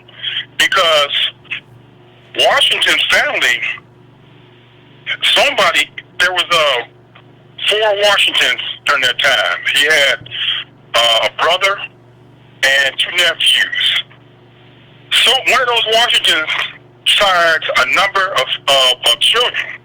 They've been identified and recognized with the DNA of Washington. They can make claims to that Monticello or the Washington's property.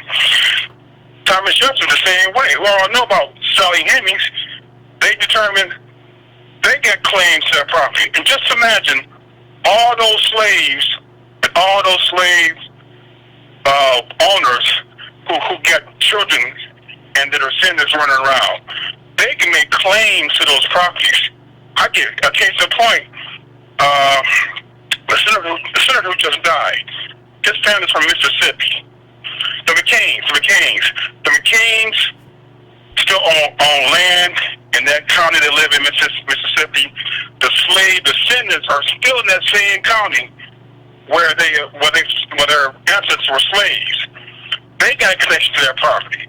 That's probably the biggest fear of everything, that those descendants of those slaves come back and start wanting a piece of their property and can prove it through DNA. So you're right about that. I'll let you come on. It's right there. Appreciate it, Carla. I appreciate you. Somebody. I'll get to this after the next call. Next call 312-312. What's your name? Where you calling from, and what's on your mind? Hey, what's going on, man? I'm not too much. From Phoenix. Hey, what's going on? Hey, what we really need right now is you. Thank you, fam. Your analysis and your framework for how to evaluate our current context. So I'm reminded of The Darkest Hour on HBO and Churchill. So that's what I'm thinking about when I'm thinking about you. Oh wow, I didn't see that. So the horde is coming. The horde is coming. The times will bring them to you. So, Oh wow. Yeah, my next comment is about, I had to call in about the cryptocurrency. Okay. So I sent you an email with the receipt. Did you? Um, What did so, it yeah, say? I was Tell at me this what it conference. said. Oh, blockchain. Okay. I was at this. Yeah. I was at this conference earlier today, and this stuff's been written into law, and other states are filing in behind that. Smart contracts, legal currency. Here we have a regulatory sandbox. Basically, you can do whatever you want, and raise up to $5 million. And so the brother that lost his money is not paying attention to what is going on. Man. And he needs to be, his story needs to be told, because this is capitalism. It's an information asymmetric environment. And you don't know enough to be in this transaction. And when you don't know enough... No, you don't have enough either. You don't have enough. You don't have enough. You don't have enough to be in this transaction. That's what the world is telling us. You don't have enough to be here. You don't have enough to be in this transaction. But he thinks he does. And it's up to you to tell him. Because he ain't going to listen to me. I told him. That's all I got to say. Appreciate you, caller. Appreciate you for calling in. Like I tried to tell him. Listen, fam. I didn't go in on Roland. I just said, I'm just trying to pave the way. I don't know what he's talking about. But somebody, I don't know what you're saying though. I see extra ain't said damn thing about 200,000 views I had yesterday on Roland Martin Unfiltered. I didn't see that. You really think 1.6K moves me and I'm happy for her? You don't sound too happy, Roland. I'm trying to give you advice on how to maneuver your space. I didn't even go at you. She should do her. I do, sweetheart. I do me every night, every Monday and Wednesday. I had 8K tonight on Periscope. Child, you a disconnected elite. Ain't nobody worried about no goddamn Periscope. 2.4 on Restream. 6.5 on Facebook. You don't even know. Child, you don't even know what you doing. Why you on that? You gonna pass out with yourself. Listen. Only thing I tried to do, Rolly. Didn't nobody go at you. I tried to give you you. I tried to give you. I'm just trying to tell you that the way you're navigating this space isn't the right way to navigate this space. I know you said you couldn't call in because you got a train to catch. So okay, but I just tried to tell you, you're so disconnected, and I'm trying to help you, and it's just you're angry. I don't know whether somebody reached out to you in an angry way, but what are you're so disconnected, man. It's just he doing every app. I'm on Facebook, I'm on Restream, I'm on Periscope. I'm just throwing everything at the wall. That's not how you plant your flag. Your flag is your content. And if you duplicating content all around, that's not what we're talking about. If you duplicating the same content all around in every app, then yeah. But that's not what we're talking about. I went through all your videos, and no video has 200K. You're just talking about uploading in 10,000 different apps and having 200K. You're disconnected, and I tried to connect you because I want you to be able to do the right thing and advocate in the right way. Nobody went at you. I could have gone at you. I didn't. Can somebody give me credit sometimes for holding my fire? I didn't do that. Now, see, because here's the image that I talked about earlier. This is what you have on YouTube. Like, don't give me all these weird little apps that you put. Ain't nobody thinking about your Restream or your Periscope. You don't. I don't think you understand how disconnected you are. And what I'm really trying to do is do you a favor and tell you how to reconnect with your people on this space. So please don't throw me any shade, because I'm not throwing you none. I'm actually in a position where I'm actually in a space where I'm really trying to be helpful and telling you how to advocate in order to get this up. I don't know. I don't know what's going on. I don't know why you feel how you feel. This was not an angry anti-Roland conversation. This was about how, like, being in media, being who you are, like, it doesn't translate. Trying to help you translate. You're going to tell me I had 45,000 on Periscope. All right, Uncle Leroy.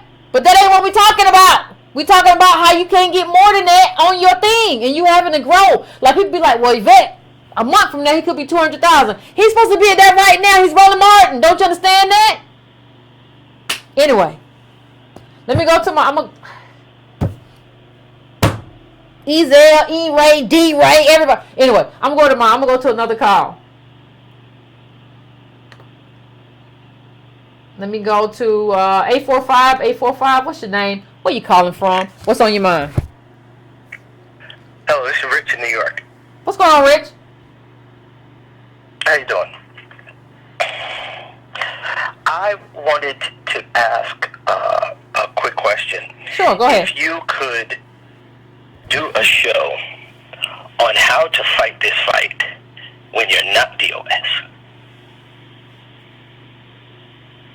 Well, you have to follow my lead. That's first. But how do you bring this fight to DOS who don't believe?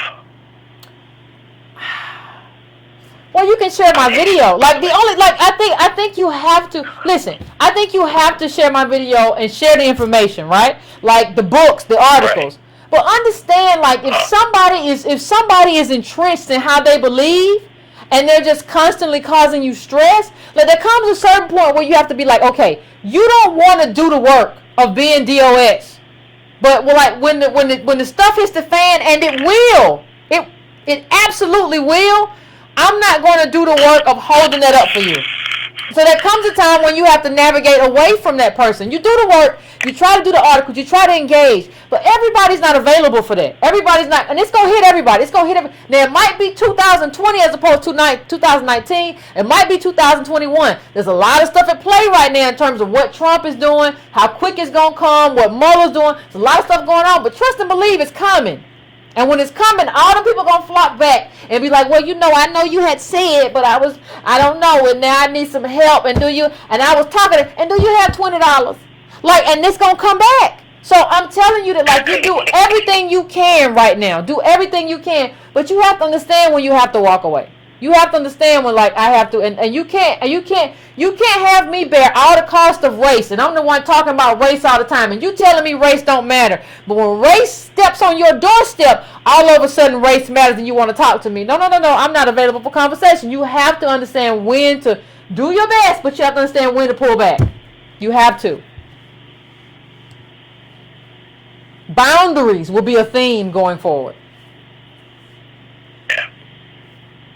All right.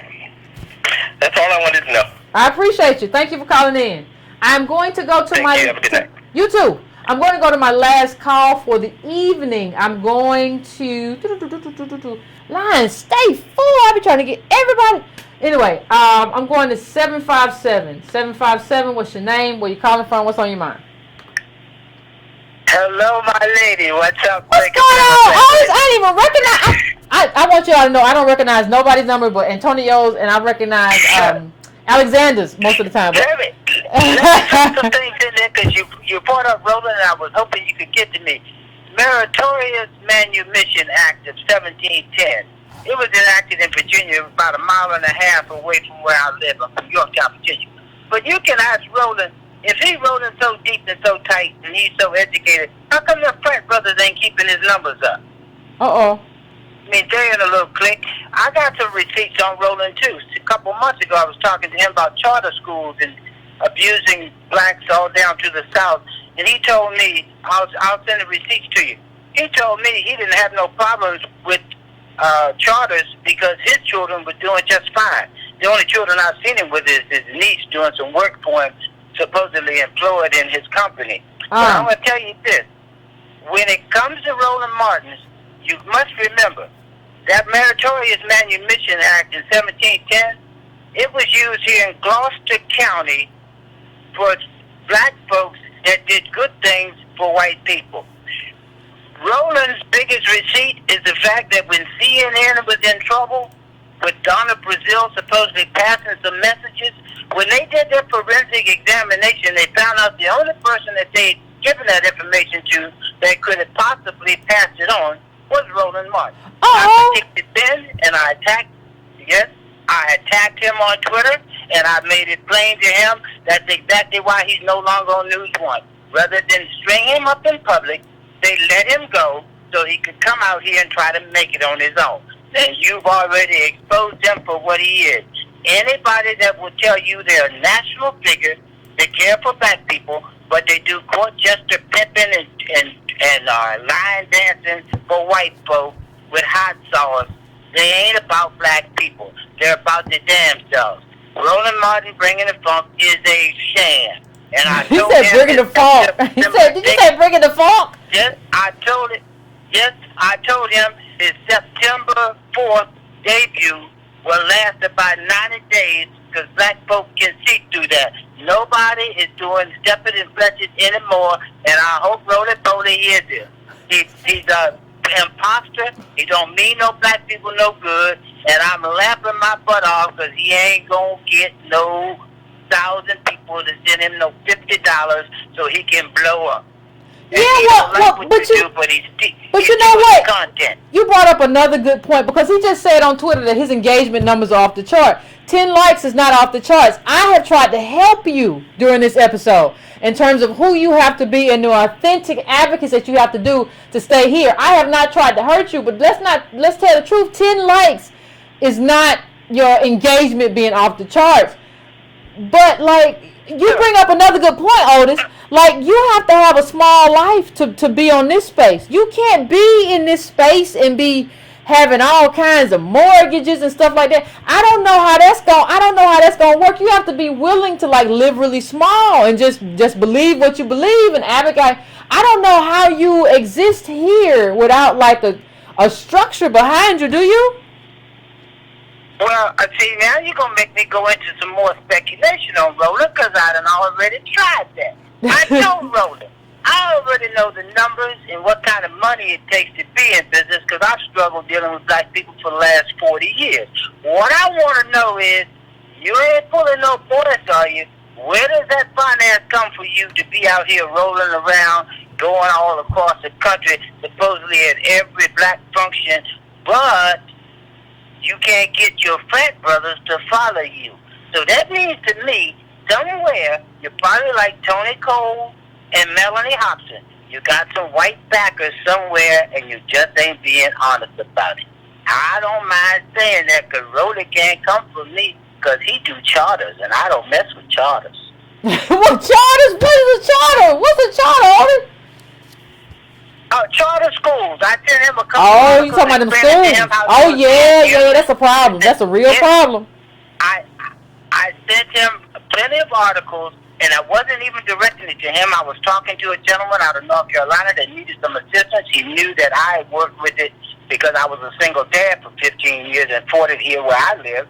And Roland comes on and talks about I was some kind of clown and this and that. So I went back and told him, I don't mess with educated people that crap in the sandbox because if that's all you can do to tell me you're a tool for the man.